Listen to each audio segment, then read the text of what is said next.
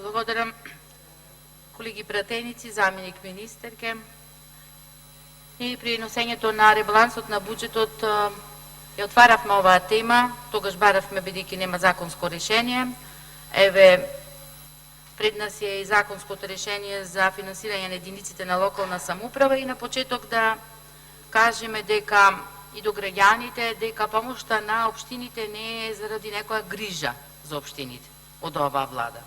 Мислам тоа да го разјасниме, да знаат, туку заради нереализирани капитални инвестиции, кои беа најниски од наназад може 20 и повеќе години, не успеа да ги реализира и за некој за тоа треба да сноси одговорност.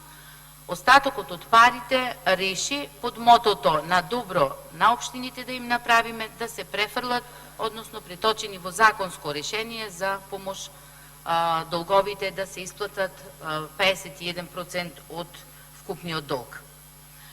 Меѓутоа, со тоа не се покажува само неспособноста на оваа влада, која не успеа да ги направи капиталните проекти, со тоа и да го поттикне економскиот раст, туку со самото тоа што се префрла на општините за подмирување на долговите, кои патем речено, не се долгови од 1, 2, 3 или 5 години, се од многу години кои се пренесуваат и се пренесувале со текот на годините и на ваков начин всушност само уште повеќе се еродира правниот систем, а се поттикнува дискриминацијата и нееднаквоста меѓу градоначалниците, меѓу оние што воделе домаќинско работење и не направиле долгови и оние што акумулирале долгови, не ги подмирувале, односно дури и против законските одредби, каде што имавме по 2 или 3 мандати блокирани општини, се работело или со концесија, или со компензација, за да може градоначалникот и да направи нешто во општината. Ние сега, оние градоначалници и оние општини каде што добро работеле, не ги ставаме во подредена положба. Овој закон, како што кажа еден колега мој од вашата партија, од Социјалдемократскиот сојуз, кој ќе го гласате, и ќе го цитирам: сега да го донесите овој закон и никогаш повеќе. И така ќе го донесите вие. Меѓутоа, тоа е став на човек што разбира економија и знае што ќе се направи и што се прави со ова законско решение. Прво имаме, согласно извештајот на Државниот завод за ревизија, кој дадоа извештај за 12 општини, на нивната страница евидентирано еден долг, а согласно овој електронски систем кој е составен, односно воспоставен СП од Министерството, имаме друг долг.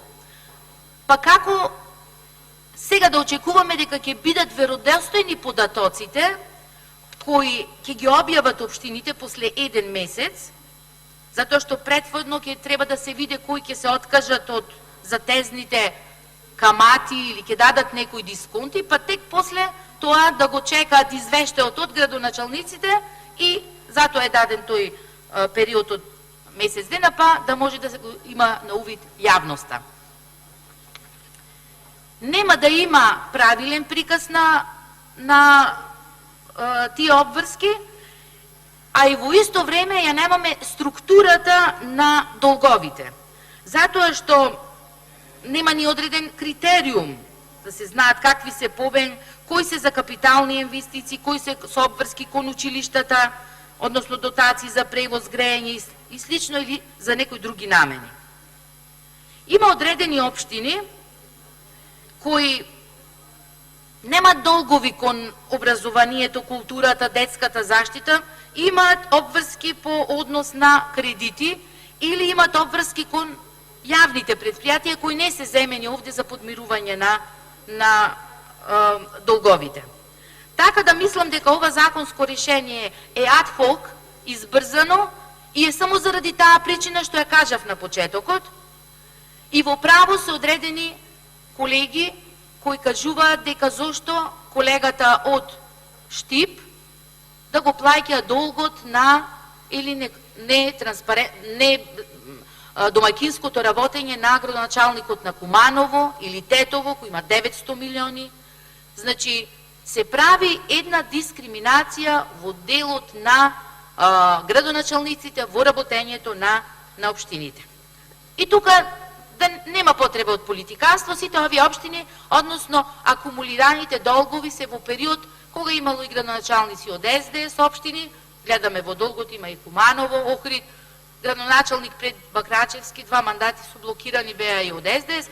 Значи, суштината е законското решение што ние правиме и дали нудиме некое системско решение или правиме адхок, пак манипулација со јавноста, а уствари се само нереализираните капитални инвестиции. Знаеме дека 80% од приходите во општините се од комунали, а во исто време во најголем дел од општините нема никаков обем на работа. Односно не се остваруваат, нема издавање на градижни дозволи, нема донесување на дупови. Стагнација има во работењето. Јас вчера го гледав и премиерот Заев и министерот Тевдовски даваја објаснување, односно донесувањето на буџетот за 2019 година на телевизија, и баш премиерот ова сушност состојба ја кажа во смисла на охрабрување и да не се плашат вашите градоначалници, затоа што постои законска регулатива која ќе ги штити, дека треба да почнат да работат. Ние во делот на донесувањето на ребалансот на буџетот, ева ја министерката, секој амандман кој беше од делот на работа на локална самоуправа, дали патишта или градинки, заменичката кажуваше парични средства во буџетот има и факт е се собрале приходите, односно даноците на граѓаните. Меѓутоа градоначалниците не работеле, не направиле проекти. Дали е во проблем тука нивната неспособност за менаџирање или администрацијата која е изменета и промената сега со доаѓањето на градоначалниците? Ние треба да имаме навистина приоритет во делот на водење на еден систем, односно и во делот, како кажуваме, на јавната администрација, треба да го имаме тоа и на локалните самоуправи, и во овој дел мора да бидеме едногласни. Градоначалниците на СДСМ предизборно, значи кажуваа дека нема да има зголемување на даноци и слично во тоа. Секаде е по 30% зголемен тој данок во општините, а граѓаните не го добија бенефитот од тоа. Претходно кажав зошто.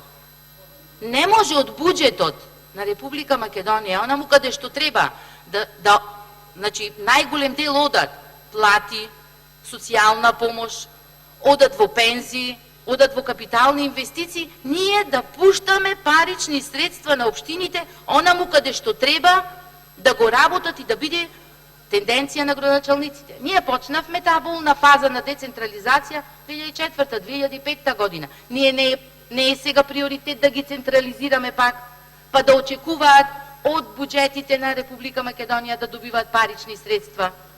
Тие треба да знаат да менаџираат со општините, да знаат да пишуват и да прават проекти од делот на тие кредитите кои ги обезбедува владата, да ги повлечат и да можат да прават и локални патишта, и градинки, и реконструкција на училишта. Тоа е целта. И затоа ние ова законско решение не можеме да го поддржиме, затоа што е адхок, затоа што е едно законско решение кое треба последно да биде донесено вакво во собранието, туку да ги поттикнеме градоначалниците да знаат да работат и да се грижат за своите општини. Побарав од министерот на комисија да ми достави до седница кои од овие градови имат во позитива вкупен приход, значи имат пари на жиросметка, а се уште пријавуваат долгови. Имаме информации дека има такви општини, да, кои не ги сервисираат долговите, а сега постои најголемата опасност за злоупотреба, затоа што не постои системски начин, односно решение како ќе се врши изборот на должниците. ни порок на доспеаност, не постои таква можност. Тука е можноста за манипулација. При изборот на должниците на кои градоначалниците ќе ги исплаќаат тие обврски. Благодарам. Не е добро смислено законско решение.